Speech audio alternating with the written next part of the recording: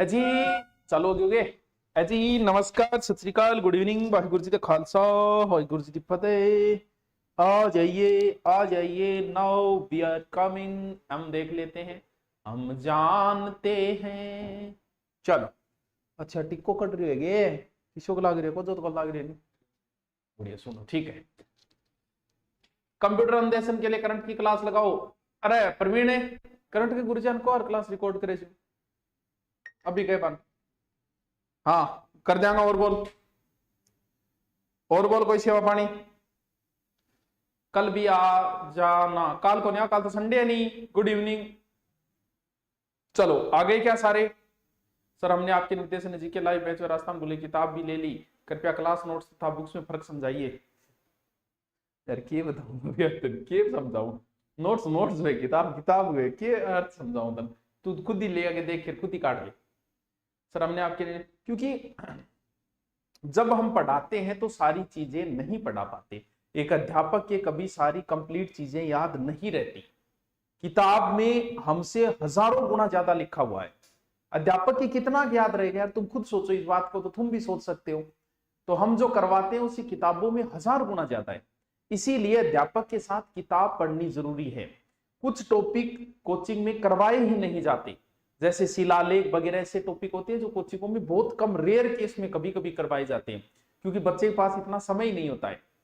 तो वही बातें हैं। तो नोट्स और इनमें थोड़ा अंतर तो रहेगा यार, किताब किताब भी रहेगी। है ज्ञान से बड़ा कोई दान नहीं है गुरु, बड़ा कोई दानी नहीं है। और तो बड़ो दानी बना दिया। चलो हमारा क्या चल रहा था? मेवाड़ का इतिहास चल रहा था। ठीक है गुरु जी, चल रहे हो। अब करूं शुरू। चलो देखो, 10वीं क्लास की किताब में आपका मेवाड़ का इतिहास चल रहा था। सबसे पहले हमने गुहिल वंश पढ़ा। गुहिल वंश में बस 3 ही शासक दिए थे, बप्पा रावल दिया था, फिर जेतर सिंह दिया था, और फिर दिया था रतन सिंह। इसके बाद में फिर सिसोदिया वंश दिया था, राणा हमीर दिया था, हमीर के बाद में लाखा दिया था, फिर मोकल भी दिया था। उसके बाद में हमने कुंभा भी पढ़ लिया। कुंभा का प्रश्न लगभग एग्जाम में फिक्स है। और कुंभा के बाद में आपकी किताब में सीधा सीधा राणा सांगा दिया गया है। राणा सांगा या महाराणा सांगा भारतीय इतिहास में भी महत्वपूर्ण रोल रखते हैं। 1509 से 28 बहुत शॉर्टकट में दिया है आपकी 10वीं की किताब में। तो फिर हमें डिटेल पढ़ने को कहां वक्त है? हम तो देखो डिटेल के लिए मैं कभी फिर करवा दूंगा मेवाड़ के लिए, अभी सिर्फ शॉर्ट में पढ़ रहे हैं तो एक बार शॉर्ट में ही पढ़ेंगे। ठीक है, देखिए मेवाड़ के नए राणा कौन बन गई? राणा सांगा बन गई। बहुत शॉर्ट में दिया गया, बस इतना ही लिखा कि उत्तराधिकार युद्ध शुरू हो गए 3 भाइयों के मध्य, पृथ्वीराज, जयमल और सांगा। और जैसे तैसे बाद में राणा कौन बन गए? सांगा। बस इतना ही लिखा है।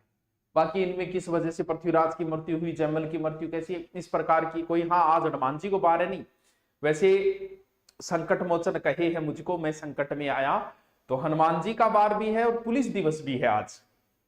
और दोनों ही संकट के समय याद आते। संकट के समय तो हनुमान जी याद आते, संकट के समय पुलिस याद आती है। और संयोग देखो दोनों का एक ही दिन है। वैसे हनुमान जी का जन्म मंगलवार को भी माना जाता है और शनिवार को भी माना जाता है। उत्तर भारत में हनुमान जी का जन्म हम मंगलवार को मानते हैं, दक्षिण भारत में बहुत सारे लोग जो है वो हनुमान जी का जन्म शनिवार को मानते हैं। तो अलग अलग है। अब आप ये मत कहना थे ज्ञान जाती हो, अब बात मेरी पढ़ रही है, मैं प्रूफ भी दे सकूं। हनुमान जी का जन्म मंगलवार और शनिवार दोनों बार माना गया है। चलो चले क्या? चलो, इनके कुछ उपनाम दिए, ये पूरी स्टोरी में गायब करता हूं क्योंकि किताब में गायब है तो हमारे पास कहां वक्त है, हम फिर फुर्सत में पढ़ेंगे। राणा सांगा को कहा जाता है क्या? हिंदू पंथ या हिंदू पति, बस एक ही उपाधि दे रही है। पति को अर्थ के बेटावरो, पति को अर्थ है स्वामी। स्वामी समझ गया आगे? मालिक कहो मेरे पति है, इनको मतलब की है स्वामी है। बॉयफ्रेंड को अर्थ स्वामी को नहीं, पति को अर्थ स्वामी, क्या बात हुई? चल, तो पति का अर्थ स्वामी। और सारे हिंदू राणा सांगा के नेतृत्व में एक जगह आए थे और सभी हिंदुओं का ये स्वामी बना था। इसीलिए राणा सांगा को क्या कहा जाता है? हिंदू पथ या हिंदू पति भी कहा जाता है। चलिए, वो क्या मेरा है सर, मैं वीडियो में रहेगी, कोई बात नहीं रहेगी। तो एक एग्जाम असफल हो गए तो क्या तुम्हारा असफलता का प्रमाण पत्र थोड़ी है? आगे बहुत एग्जाम आ रही है, रोए क्या? मैं चुप चुप एग्जाम पढ़ाई कर। चलो हाँ आगे चले। देखो, सांगा के समय मालवा का शासक बताया जाता है कि नासिरुद्दीन था पहले। हो सकता है नासिरुद्दीन के बाद में वो बना था जिसके साथ सांगा की लड़ाई हुई थी, किस कौन, महमूद खिलजी। सर महमूद खिलजी तो थे, कुंभा के टेम बताया रहा है वो महमूद खिलजी प्रथम है और महमूद खिलजी द्वितीय। सांगा को दादो है कुंभो, बिंगे टेम महमूद खिलजी प्रथम है और पोते के टेम महमूद खिलजी द्वितीय। जैसा दादा ने किया वैसा ही पोते ने इसके साथ किया। इनके बीच में युद्ध हुआ था, पराजित हो गए, राणा ने इसे बंदी बनाया फिर छोड़ दिया, और वही कुंभा ने किया था, बंदी बनाया फिर छोड़ दिया। इड्र को लेके भी विवाद हुआ था, नागौर को लेके भी सांगा के समय विवाद हुआ था। बहुत शॉर्ट में दे रखा है देखो सांगा को। कुंभा इसमें ग्रंथ कहां से मिला, कहां से मतलब है? तो गुजरात का शासक था मुजफ्फर खान, जिसने सांगा को एक जानवर की संज्ञा दी थी, इसलिए इनके साथ विवाद में थोड़ा सा ध्यान रख लेना, बस इतना ही लिखा है मुजफ्फर खान के साथ संघर्ष हुआ। वैसे मैं अलग से बता देता हूं, किताब में कम दिया लेकिन 4 में था युद्ध रटा दी ताकि हर काम होता। देखो सांगा जीवन में 5 लड़ाई लड़ी। एक तो खातोली, नंबर 2 बाडी, अभी रटा दूंगा मैं, नंबर 3 गागरोन, नंबर 4 बयाना, शॉर्ट में आपकी किताब में दिया, शॉर्ट में मैं बता रही हूं, और नंबर 5 खानवा। अगर आपने ये पांचों याद कर लिए, 1517, 1518, 1519 और 1527, ये दोनों है 27। और इस राजस्थान अध्ययन की पुस्तक में बाकायदा स्पष्ट लिखा गया है कि खातोली वर्तमान में कोटा में है। प्राचीन किताबें इसे बूंदी में लिखती है और राजस्थान अध्ययन की किताब में दे रखा है कि Khatoli is in the Kota. Kota. Sir आज आपने तिलक लगाया, हाँ हनुमान जी को 12 मंदिर की लगा दिया। 1 घंटा तक प्रणाम फेंकने वालों को ब्लॉक करो प्लीज। बात तो सियाड़ी है यार, डिस्टर्ब तो करे। सर दादा पोता की तेवड़ी है। अरे 3 दादा ही देखो, कुंभ को दादो सांगो, सांगो को दादो महाराणा प्रताप, तीनों दादा फेमस है। मेवाड़ में दादा ही दादा फेमस है। देखो महाराणा प्रताप को दादो महाराणा सांगो, महाराणा सांगो दादो महाराणा कुंभो, महाराणा कुंभा हो दादो महाराणा लाखो, महाराणा लाखा हो दादो महाराणा अमीर। देखो चारों दादा कितना फेमस है। जल्दी कह रहे दादो तो दादो ही है, तो दादा दादा ही फेमस है। ठीक नहीं, आप मुझे ऑनलाइन कोर्स फ्री देने की कृपया करें। देखो भाई ऐसे नहीं दिया जाता, आप आओ, बीपीएल कार्ड वगैरह होगा दे देंगे, कोई बात नहीं है। चल याद करो पांचों का पांचों, खातोली बाडी गागरोन बयाना खाना, खातोली बाडी गागरोन बयाना खाना, खागी पांडी बयाना खानवा, गागरोन, गागरोन बीच में पड़े, बीच गागरोन फिर बयाना खाना, बख एकदम सोर, खातोली बाडी गागरोन बयाना खाना। बस सांगा ने अपने जीवन में 5 लड़ाई लड़ी और ये पांचों लड़ाई बड़ी शॉर्टकट में दी गई है कि खातोली की लड़ाई किसके साथ हुई, इब्राहिम लोदी के साथ। ये भी किसके साथ हुई, इब्राहिम लोदी के साथ। ये वो महमूद खिलजी सेकंड के साथ, और ये दोनों किसके साथ हुई, बाबर के साथ। लास्ट वाली दोनों बाबर के साथ है, पहले वाली दोनों इब्राहिम लोदी के साथ है, बीच वाले साथ से किसके किसके, महमूद खिलजी सेकंड के। बस कुछ नहीं, सभी लड़ाइयों में सांगा विजय हुआ, सिर्फ एक खानवा को छोड़ के। और खानवा को भी 10वीं किताब में बड़े शॉर्टकट में सल्टा दिया गया। इसके कितने सहयोगी जो थे ना, 7 राजा, 9 राव, 104 सरदार वगैरह, उनके बारे में कुछ भी नहीं लिखा है। बहुत शॉर्ट में 10वीं किताब में इसे कंप्लीट कर दिया गया। बस इतना ही लिखा है, खानवा युद्ध है 17 मार्च 1527 बाबर और इब्राहिम लोदी के मध्य हुआ। बाबर और राणा सांगा के मध्य हुआ। बाद में राणा सांगा की इस युद्ध में बाबर ने तुलगमा पद्धति का प्रयोग किया, तोप खाने का प्रयोग किया। ध्यान रहे ये राजस्थान का प्रथम युद्ध है खानवा जिसमें तोप खाने का प्रयोग हुआ। तोप खाने का प्रयोग हुआ, सांगा युद्ध में घायल हुए, घायल अवस्था में उन्हें बसवा लाया गया। उसके बाद में सांगा के सहयोगियों ने सांगा को विष दे दिया। बिल्कुल स्पष्ट लाइन लिखी गई है। और बाद में 30 जनवरी 1528 और सांगा की हो गई मृत्यु। बहुत शॉर्टकट में खानवा युद्ध सटा दियो बंदे 10वीं क्लास किताब में एकदम। और सांगा की समाधि कहां है, मांडलगढ़। सांगा ने बहुत शॉर्टकट में टाबरो यूं किए वह जको डिटेल पढ़े समस्या है। अब जितनो है एक बार उतना ही बता पाऊं, क्योंकि बहुत सारा तो 10वीं का बच्चा भी पढ़े बांगे फिर और फ्लो हो जाएगा। थाना मन पता है कि सांगो बहुत डिटेल में सांगा में कम से कम 1.5 घंटा पढ़ाते समय लगाता हूँ। अब इतना 10वीं में देर का एक बार हम उतना ही पढ़ेंगे, तो आप ये मत कहना कि सर आप कम करवा रहे हो। मैं कम नहीं करवा रहा, किताब में इतना ही है तो एक बार मैं उतना ही बता रहा हूँ। बस 5 युद्ध ध्यान रख लेना, सांगा का, खातोली बाडी गागरोन बयाना खाना, खातोली बाडी गागरोन बयाना खाना, बस रट्टा मार लेनी। ये बात है यार, आपकी वजह से मेरा एग्रीकल्चर सुपरवाइजर ने सिलेक्शन हुआ, हिंदी और जीके में बहुत अच्छा पेपर करवाया। गुरुजी 2 तो मिठाई ले गया, मोनू मीणा दूर खड़े खड़े प्रणाम करे, ये काम थोड़ी चल है। थोड़ी बहुत शर्म को नहीं आई रही है, सुखी राम रो मेरे सुको सिलेक्शन की बधाई देता, मिठाई ले गया, ये काम थोड़ी चल है। हाँ बोला गठी एक मिठाई की उम्मीद करा भाई ऑनलाइन कर दे, गुरुजी मेरा सिलेक्शन हो गया, वो तो के कांड बैठा कांग्रेचुलेशन भाई बा लिखे मैं भेज दिया, तुम्हें मेरे के फायदे हो तू बता। फायदे की बात करो नहीं, फायदे की बात है मिठाई ले गया, बढ़िया वाली मिठाई घटू जयपुर है नहीं तो जयपुर बढ़िया बढ़िया मिठाई ले गया, जयपुरी पेटीज भी बहुत अच्छी है और भी बहुत सारी चीजें, एक दो ड्रेस ले गया, ब्लैक ड्रेस मेरे पर अच्छी सेट है, एक ब्लैक ड्रेस ले गया, एक व्हाइट ड्रेस ले गया, सर्दी माह तो कोट ले गया, ये कौन काम सुखी रामनवमी को नहीं अपनो। चलो चल आगे देखो, राणा सांगा के बाद में शासक बने कौन, उदय सिंह। उदय सिंह को भी बहुत, राणा सांगा के बाद में भोजराज वगैरह ने सीधा गायब भी कर दिया है, भोजराज को विक्रमादित्य वगैरह ने सीधा गायब कर दिया है, और सीधो ले आगे उदय सिंह ने, यानी सांगा के बाद में सीधा किसको बताया गया, उदय सिंह को बताया गया। और लिखा है कि उदय सिंह को पन्ना धाय ने अपने पुत्र चंदन का बलिदान देकर बचाया और कुंभलगढ़ दुर्ग में लेके आई। अब कुंभलगढ़ आसपास आके रखा है, वो चीजें कुछ भी नहीं लिखा गया है। फिर उदय सिंह का राज्याभिषेक 1540 में हुआ, कहा कुंभलगढ़ दुर्ग के बाद है। फिर मावली के युद्ध में इसने बनवीर को हराकर वापस अपने पैतृक राज्य पर अधिकार कर लिया, बस इतनी लाइन। फिर लिखा है कि उदय सिंह ने 1559 में उदयपुर बसाया, शॉर्ट में लिख लो, उदय सिंह ने 1559 में क्या बसाया, उदयपुर।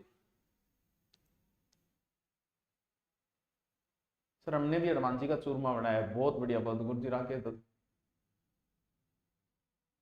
देवा गुजर कौन है, यूट्यूब पर बहुत वीडियो है, शायद कोटा साइड का कोई बंदा था, पता नहीं पीछे एनकाउंटर हुआ, अच्छा पीछे लड़ाई में किसी ने मार दिया था शायद इनको, इस प्रकार की कोई स्टोरी है, पूरा तो नहीं पता मुझे, करंट कोई है, कोई करंट का मुद्दा भी नहीं, एग्जाम लाइक भी नहीं है। वक्त आया तो तेरी जुल्फे सुलझा दूंगा, अभी उलझा पड़ा हूं खानों और पानीपत के युद्ध में। शाबाश, कि तो शानो टावर है, कितनो समझदार टावर है, समझ गयो सारी बात आन। सर मेरा वीडियो आर्थिक, आप मुझे ऑनलाइन कोर्स फ्री दे दो, तू आ जा, कोचिंग की ऑफलाइन फीस माफ कर दूंगा है। अब यहाँ ऑनलाइन में के बेरो पड़े तेरी स्थिति, यहाँ लिखता तन के जोरा तू बताई चीजों के बेरो पड़े। चल नेक्स्ट चले उदय सिंह। फिर लिखा है कि उदय सिंह के समय चित्तौड़ पर आक्रमण हुआ 1567, उदय सिंह तो पहाड़ियों में चले गए, अकबर का आक्रमण हुआ और यहाँ की जिम्मेवारी किसको सौंपी गई, जयमल और फत्ता को, बहुत शॉर्ट में लिखी है। जबकि चित्तौड़ का पूरा वर्णन करें तो एक दोस्त आधे घंटे लगता है, बड़ा शानदार विवरण है ये, बहुत मजा आता है चित्तौड़ का तीसरा शाखा पढ़ने में। और जयमल और फत्ता दो सेनानायक को सौंपकर उदय सिंह पहाड़ियों की ओर चले गए, ये वीरगति को प्राप्त हुए। जयमल और फत्ता की बड़ी प्रशंसा की बाद में अकबर ने, और उनकी मूर्तियां आगरा में लगे, बस इतने में उदय सिंह को कंप्लीट कर दिया।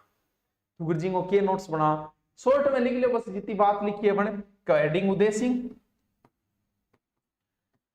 पन्ना दाई ने बचाया, ये बात सब जानते हैं, बस उदयपुर की स्थापना बहुत शॉर्ट में दिया है, तो आप उतना ही लिखो ना। और उसके बाद में अकबर ने 1567-68 अकबर का आक्रमण, चित्तौड़ का तीसरा शाखा, जयमल और फत्ता वीरगति को प्राप्त हुई, बस इतना ही लिखो, बहुत शॉर्ट में। सर मेरा वीडियो क्लियर हो रहा है, ठीक है जी। सर डर तो हॉरिजेंटल आरक्षण का है इस पर वीडियो में। बेवफाई उसकी मिटा के आया हूं, खत उसके पानी में बहा किया, कोई पढ़ ना ले बेवफा की यादों को, पानी में भी आग लगा के। और आरडीएक्स तो खतरनाक रहे हैं।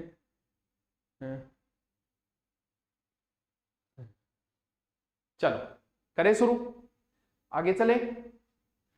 हाँ बताओ आगे चला। उदय सिंह के बाद तो सीधे महाराणा प्रताप, उनकी भी 4 बातें दे रखी है, बहुत शॉर्ट में दे रखा है, 10वीं क्लास के टाबरा तो याद हुए, वो भी तो ही दे रखी। महाराणा प्रताप पढ़ाने में 2 दिन लगते हैं। महाराणा प्रताप पहले तो शासनकाल दे रखा है, और ध्यान रहे ये एकमात्र ऐसे राजस्थान के शासक है जिनका शासनकाल पूछा जा चुका है 1572 से 97। थानबेरे टाबरो आज तक 2 ही शासकों शासनकाल पूछे, एक राय सिंह को पूछे, एक महाराणा प्रताप को पूछे, कई बार पूछ लिया। और महाराणा प्रताप का तो इस प्रकार घुमा फिरा के भी पूछ लिया, जैसे महाराणा प्रताप का जन्म राजस्थान अध्ययन की किताब में बस इतना ही लिख रखा है, 9 मई 1540 और कुंभलगढ़ दुर्ग, बस वो जब आते हैं कुंभलगढ़ दुर्ग के, कटारगढ़ के, बादल महल के, जूना कचहरी, वो चीजें नहीं दे रखी। तभी तो एग्जाम में सिर्फ इतना ही पूछते, महाराणा प्रताप का जन्म कुंभलगढ़। एग्जाम में घुमा फिरा के एक बार ऐसे पूछा था कि महाराणा प्रताप ने कितने वर्षों तक शासन किया, आप थे कह दिया ऑप्शन दो, ले ले ऑप्शन, बिना ऑप्शन ही काम करना पड़ गया नहीं। तो भाई बात है तो जरूरी को नहीं है कि अगला ऑप्शन दे सीढ़ियों की जरूरत उन्हें है, हाँ सीढ़ियां जरूरत बांधना है, बिल्कुल सही है, जगह जानो है बिल्कुल, तन्नत सीधो उड़नो है। तो 9 मई 1540 कितने वर्षों तक शासन किया? 72, 97, 25। जब महाराणा प्रताप का राज्याभिषेक हुआ उस समय उनकी उम्र कितनी थी? अब ले लो ऑप्शन, तो ध्यान 40, 72 यानी 32 वर्ष। तो घुमा फिरा के सारे प्रश्न पूछ लिए इनको, और बस इतना ही लिखा है कि जगमाल को राजगद्दी से हटाकर राणा प्रताप का राज्याभिषेक किया गया, जबकि बाकी स्टोरी नहीं लिखी कि जगमाल को किस तरह हटाएगा, फिर वो अकबर के पास चला गया, फिर उसे जहाजपुर की जागीर दी गई और उसके बाद में दंतानी के युद्ध 1583 में ये मारा गया, वो चीजें नहीं लिखी गई।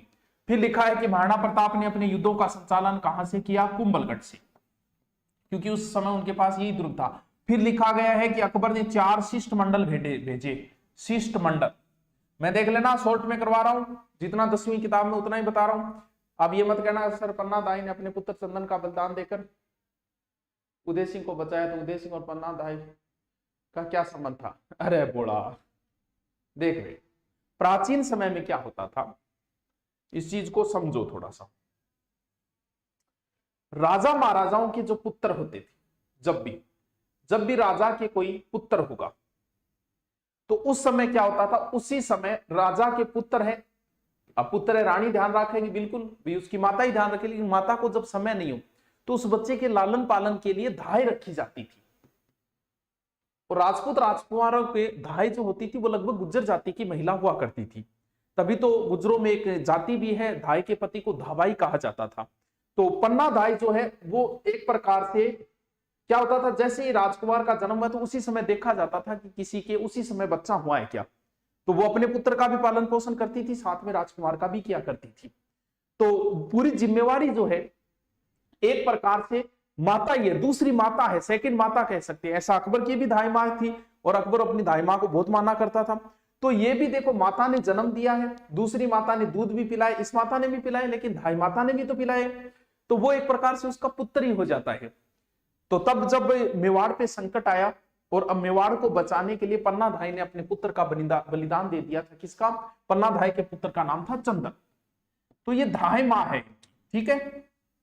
वही बात है कि आप किसी के यहाँ बॉडीगार्ड हो तो आप उसकी रक्षा के लिए अपने प्राण दोगे, तो वही बात है। तो ये धाई माँ है एक प्रकार से, तो इनकी भी जिम्मेवारी बसती है मेवाड़ को बचाने की, इस हिसाब से, ठीक है। चलो आगे चले। Good evening, good evening sir. Mewar का राज्य की तैयार बनी कौन बेरो? 4 शिष्टमंडल भेजे, चारों शिष्टमंडल के नाम दिए गए। क्या 4 शिष्टमंडल? तो सबसे पहले किसको भेजा गया है? जलाल खान, जलाल खान। दूसरा किसको भेजा गया? मान सिंह को। मैं पूरी कहानी कौन बता रही हूँ, सिर्फ नाम लिखेड़ा, बीता नाम मैं थान बता रही हूँ। तीसरा मान सिंह का बाप भगवंत दास को, और चौथा किसको? टोडरमल।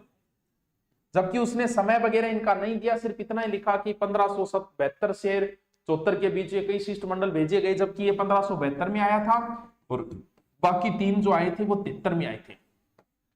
इन शिष्टमंडलों का कई बार क्रम पूछ लिया गया, तो आप भी क्रमों को क्या रखना, थोड़ा सा ध्यान रखना।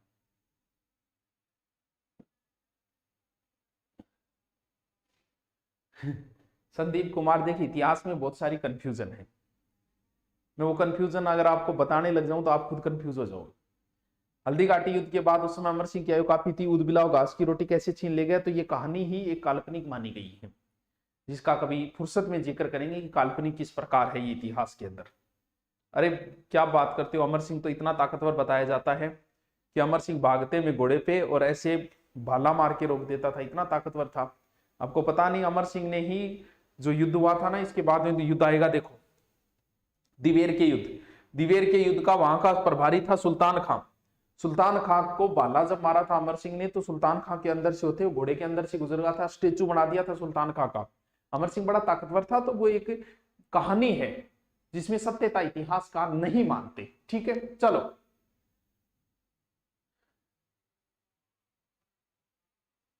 ये समस्या सुलझानी है सर। आर्मी एग्जाम के लिए भी क्लास है क्या? है ना, आर्मी का कोर्स चल रहा है ना। चलो आगे चले।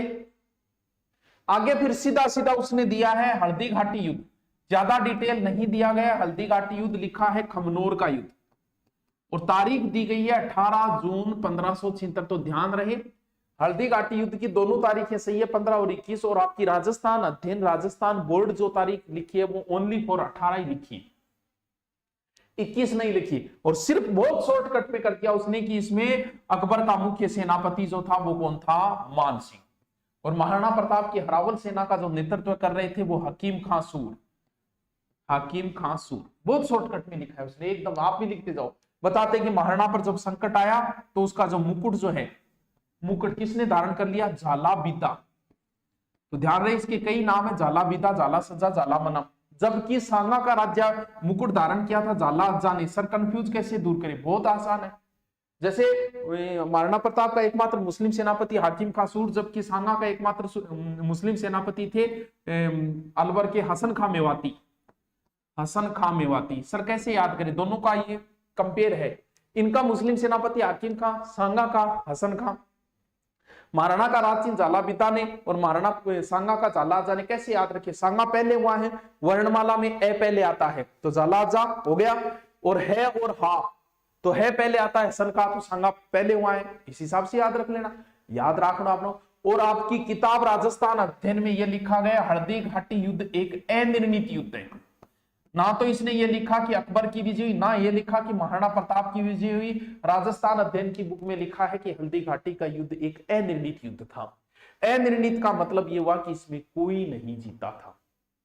जबकि एनसीईआरटी जो है वो महाराणा प्रताप की विजय बताती है, लेकिन यहां पर लिखा है राजस्थान अध्ययन में कि इसमें किसी की विजय नहीं हुई थी। और बाद में दिया है कि हल्दी घाटी युद्ध को किस इतिहासकार ने क्या नाम दिया। लिखा है कि अबुल फजल ने इसका नाम खमनोर दिया, अबुल फजल। बाकी और महाराणा प्रताप की कोई सहयोगी नाम की को लेकर बहुत शॉर्ट में लिख रखे है, किसने, खमनोर का युद्ध। अबुल फजल ने इसे कहा खमनोर का युद्ध, बदायूनी ने उसे कहा गोगुंदा का युद्ध। मैं याद करा दूं, बहुत इजी है। और टोड ने इसको कहा था हल्दी घाटी, जबकि टोड ने कहा क्या था, मेवाड़ की थर्मोपली, जबकि लिख रखा है हल्दी घाटी कहा था। राजस्थान अध्ययन में देखो, देखो क्या याद करो, थर्मोपली एक जगह है विदेश की। विदेश का इतिहास कौन जानता है, टोड। ए दोनों विदेश थोड़ी गेड़ा यूरोप ए तो ठीक अकबर के संग संग फिर करता टोकड़िया सा विदेश कौन गेड़ा, टोड गेड़। तो टोड हो गयो, विदेशी स्थान को नाम है टोड, याद रह जाओ। फिर क्या याद रखो, बैदायूनी ने कहा गोगुंदा और अबुल फजल ने कहा खमनोर। तो देखो बैदायूनी गोगुंदा क्या पर जोर पड़ रही है, दै के ऊपर जोर पड़ रही है। तो गोगुंदा का युद्ध किसने कहा पता नहीं, फिर ही नहीं याद रहे तो गोबर याद रख लियो, गो बै थारी तरफ जोड़ दिए। यानी बदायूनी ने कहा गोगुंदा का युद्ध और अबुल फजल ने क्या कहा खमनोर। हो गया। एनसीईआरटी आरबीएसई बुक सही है क्या, सही गलत का नहीं पता, लेकिन जब आपसे रेफरेंस मांगा जाएगा किसी पर्सन का तो आपको यही देना पड़ेगा। आप किसी गाइड के आधार पर नहीं बता सकते कि सुभाष चटक में लिखेड़िया है, वो नहीं चलेगी, समझ गए। इसीलिए हमें रेफरेंस देने के लिए किताबें काम में लेनी पड़ती है। सर ऑफलाइन राजस्थान पुलिस का कोर्स कब तक पूरा करो, 100 नवंबर से चले। देखो कोर्स 25 तारीख को विदाई दे रहे हैं राजस्थान पुलिस वालों को। क्या कह रहा हो राकेश दत्त, सर आज तो काला चश्मा लगा लियो तो मजा आ जाता थारा भाई राकेश दत्त। मैं काला, अच्छा काला सूट पावे काले रंग ते, दूर दूर जा मेरे काले रंग ते। चलो चलो आगे गए। अरे टाबरो बताओ आगे चलूंगे, अरे आगे चलूंगे। अच्छा ये डारिये रे। अब आगे क्या बताया, आगे एक घटना बताई गई। बस हल्दी घाटी युद्ध के बाद में कुछ नहीं बताया, सीधी एक घटना बताई है, शेरपुरा की घटना। क्या शेरपुरा की घटना में बहुत शॉर्ट में लिखा है कि यहां रहीम जी के परिवार को गिरफ्तार कर लिया किसने, अमर सिंह ने। और इस बात की जैसे ही सूचना मिली, सूचना मिलते महाराणा प्रताप ने अमर सिंह को कहा कि इनको सह सम्मान वापस छोड़ के आ। और राजस्थान अध्ययन में लिखा है कि इससे महाराणा प्रताप को नारी के प्रति सम्मान प्रदर्शित होता है। तो वो याद रखना, बस इतना से लिखा है। बाकी कहानी जो है बहुत लंबी कहानी, इंटरेस्टिंग कहानी है, लेकिन वो बाद में पढ़ेंगे क्या है, अभी तो हमारे पास वक्त कहां है। फिर सीधा उसने दिया है दिवेर का युद्ध, 1582 दिवेर का युद्ध। यहां का प्रभारी था सुल्तान खां। शॉर्ट में बना ले नोट से, एकदम शॉर्ट में। इसको राजस्थान अध्ययन में पूरा तैयार है, मुबारक के ऊपर से तो पूछना है। और टोड ने दिवेर के युद्ध को क्या कहा, मेवाड़ का मैराथन। बस इतो ही लिखे। वैसे महाराणा प्रताप की विजयों की शुरुआत महाराणा प्रताप के गौरव का प्रति विजय और विजयदशमी के दिन ही जीता था दिवेर की चौकी को। आपको एक्स्ट्रा बातें बता रहा हूं मैं। और बस इसके बाद में सीधा महाराणा प्रताप को कंप्लीट कर दिया कि 1597 में महाराणा प्रताप की मृत्यु हुई। अपनी मृत्यु से पहले चित्तौड़गढ़ और मांडलगढ़ को छोड़कर उन्होंने शेष मेवाड़ को जीत लिया। फिर सीधा लिखा गया उनकी अंतिम राजधानी जो थी वो चामंड थी, 1585 में बनी थी, जो 1613 या 15 तक रही थी। फिर सीधी तारीख दे दी कि उनकी मृत्यु जो हुई थी वो 19 जनवरी 1597, और उनका बारडोली में क्या हुआ, अंतिम संस्कार। क्योंकि बारडोली में यहाँ 8 खंभों की छतरी वगैरह कुछ नहीं लिखा, सिर्फ इतना ही लिखा है बारडोली में अंतिम संस्कार हुआ। हाल सर महिला सुपरवाइजर का कोर्स क्या मेरी दीदी को दिलाता है? मैं उनको दादी दिलाना, दादी महिला सुपरवाइजर अब क्या बनेगी, दादी की बात है, दाई मारे है कि दीदी दिला दे, तो महिला सुपरवाइजर कोर्स है, लेट क्या करा के डाउनलोड कर, दूरी ना अभी कर, तुरंत कर, बंद करो सारा, बंद कर, काम की चीज भाई है। हाँ, इनकम तो होनी चाहिए, 2 रुपया की, चलो कोई कर ले, महिला सुपरवाइजर का है, कोई एक्स्ट्रा न ले। बस आज पूरा कर दियो,